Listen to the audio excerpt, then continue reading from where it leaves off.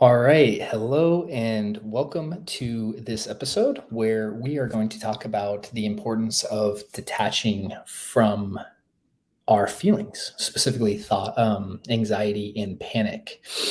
Now, in the last episode, I talked about the idea of detaching from the voice of the mind, right? And really seeing the thoughts that are in your head as something that you are experiencing, not you yourself, right? And that subject object awareness that we discussed.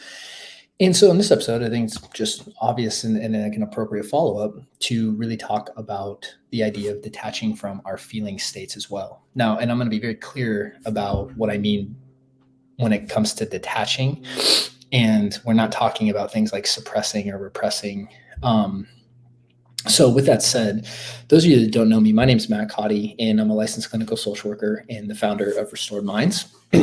And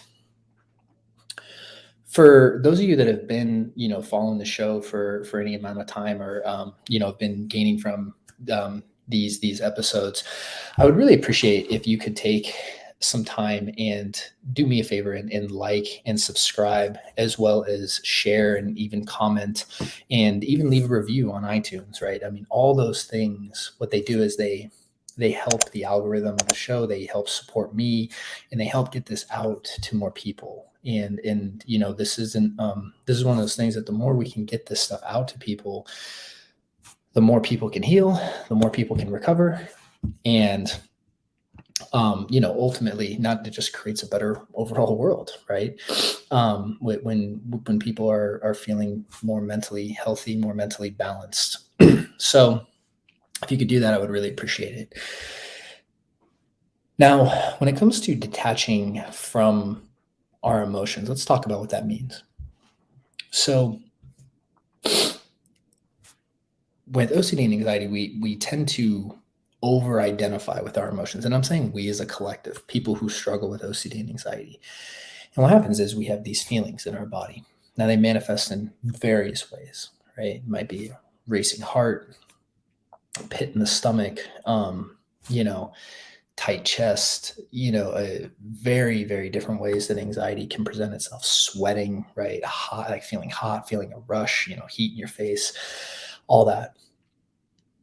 And what happens is we notice the experience. Now, sometimes we understand what happens. We get triggered, right? And the, experience kind of comes on. And so we see like, oh, this trigger happened, had these feelings, and we see the whole experience happen in front of us. But sometimes the feelings just come on. Sometimes wake up in the middle of the night feeling this. And really what we're talking about is this fight or flight response that we're noticing in our body. And when you are experiencing these feelings, the number one thing that people do is they identify with them. And in our private community, actually in TBC Plus, for those of you that are members, one of our members shared this and I loved it this week. And so shout out to Nicole, actually, if you're listening to the podcast, because I just thought it was such an amazing share. Because she was sharing that in I believe it was some language. Gosh, I want to say it was Ireland, or I could be wrong about that. But when they use the language of an experiencing an emotion, they don't identify with the emotion. They talk about the emotion as something that has fallen upon them, right? Meaning they recognize the idea that they are separate from their emotions. And the emotion is this temporary experience that kind of comes upon. But the constant is the individual who experiences the various emotions that we experience. And in the English language and in Western society, we do a poor job of identifying with our emotions because we have limited words to use. And what that does is it causes us to misidentify, right, with emotions and misidentify ourselves. So what do I mean by that? Well, think about, when someone's feeling anxious, a common phrasing we'll say, when I have clients all the time, right? People in programs, people in the community, I'm feeling anxious, or I'm anxious, right? I am anxious, right? Like I am a feeling, right? Like I am depressed, I am happy. the reality is that's not who you are, right? Because if that was true, then it's like that wouldn't change. It would just be your constant, right? It's just, but the thing is, emotional states change, right? Emotion is, in many ways, it's energy, right? I mean, like, I love that phrase of emotion is energy in motion, right? If you hyphenate it. And, the energy is just something that we experience. It's neither, and the laws of thermodynamics, right? I talk about this in Taking Back Control. First law of thermodynamics is energy is neither it's neither created or destroyed. It's just transmitted, it just moves, right?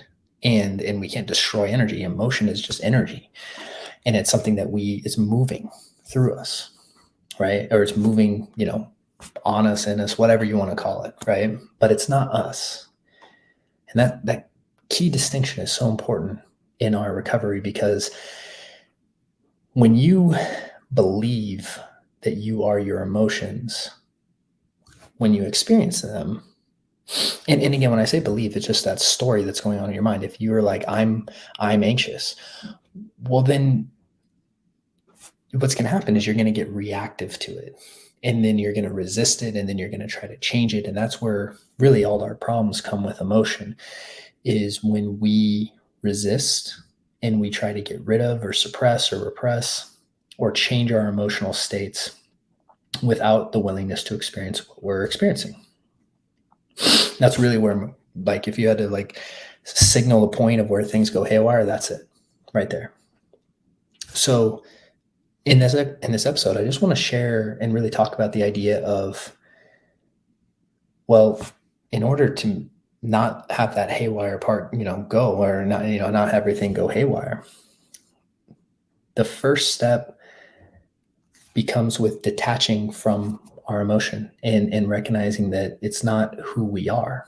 It's not like, I am not anxious, I am not happy, I am not sadness or whatever. It's the emotional state that I'm experiencing is just what I am experiencing at that time. It is separate than me. Okay. And when it comes to anxiety, panic, feelings of depression, right, stress, yes, they are uncomfortable, right? Like, please don't, like, I'm not going to tell you anything other than that. They are extremely uncomfortable, wildly uncomfortable, but they are temporary experiences. No one has ever been anxious permanently. No one's ever been happy permanently, at least not to my knowledge, or depressed or hungry or, whatever, right? The emotional state is a temporary experience that we, the observer, have. In detaching yourself from your emotions, what that will allow you to do is to not be so reactive to them and to start responding to them, right, in healthier ways. Because that's the problem with the language that we use, right? It starts with the language we use. It's like when someone says, like, and I do this a lot in session, and it bugs people sometimes, but it's like, it's so important. It's like someone's like, well, I'm anxious, and I'll be like, no, that's not who you are. You're feeling anxious, right? And to interject, or I'm noticing the feeling of anxiety, right? The language we use is so important with our recovery. Gotta pay attention to that. You cannot mindlessly just use language that you feel like using, right? Because how you see yourself in this is going to determine what you do, and what you do is going to determine your results. So noticing that is critical for your success. And I was thinking about, even in like the Greek, or in biblical language, right? We use this one word, love, in the English language, and when you look at the translation of the Bible, right? Like, that word love, there was 5 different words that's just all scattered around that meant totally different things. From agape to eros to I can't list all the Greek ones right now. I knew them at one point, but the point is, it's just when we use the word love in our language, it's such a limited term, right? He's like, you don't love your brother the same way you love your child, right? Or your spouse, or video games, or pizza, right? But we use this word love collectively. It's the same thing. It's like, when we describe language and how we describe it, or when we describe feelings and how we describe it, is so important because it's going to shape our perception. And the first step when it comes to recovery, right, is detaching from your thoughts. And then secondly, from your feelings. It's not that you aren't experiencing them. We are not trying to get rid of them. We are not acknowledging them. We are not burying them, or we're not saying they're too dangerous to feel. But we have to see it as something other than us. It is an experience that we are having, and that's not who we are. So important.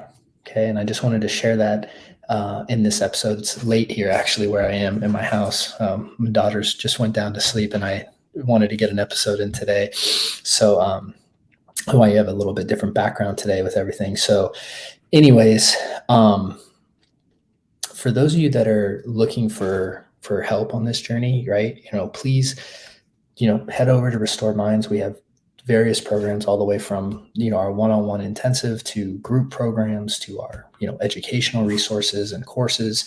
And we have, live workshops. We offer various resources. So it's like, if it's something that you're struggling with and this is a journey that you're looking to get help on, and by all means, I think you should, right? No one should go on this alone. Get guidance, get guidance from people that have done this. It will shorten your recovery, right? If there's one certainty that I know, it's like the biggest shortcut to recovery or anything in life is finding someone who's done what you want to do and following them and help and having them guide you, because you avoid all the missteps. So, if that's something you're looking for, head over to Restored Minds. We have a little link down in the notes for a free resource you can get started with. You can also reach out to us just directly on our site. So with that said, key takeaway for the episode today is detaching from your thoughts and feelings, or detaching from your feelings. I'm sorry. Not seeing them as you, not identifying with them, but also at the same time, not burying them or repressing or suppressing, really seeing them as the observer, and detaching enough so you give the space for them to happen and you don't get so reactive to them. So hope that helps. And we'll continue this as we continue this series. And if you have any requests for episodes and things that you want me to talk about in the future, or, ideas, please send them to me, and yeah, you just send them right over to, support@restoredminds.com. You can message me on Instagram. You leave comments below, and again, we take them and we love them, and we take them very seriously. So thank you guys for your support. Again, help us out by liking and subscribing and sharing. And yeah, the links in the notes are for you to support you and to get you started on this journey. So have a wonderful week, and I look forward to seeing you guys on the next episode. Take care. Thank you so much for watching that video. And so if you're struggling with OCD and anxiety, I just wanted to let you know that we have a free training for you over at Restored Minds, where you can start learning how to use our AAA response to really break out of that loop and ultimately take back control of your life. And all you need to do to access is just click the little link below, and you'll be taken to a page where you can register today. Thank you so much.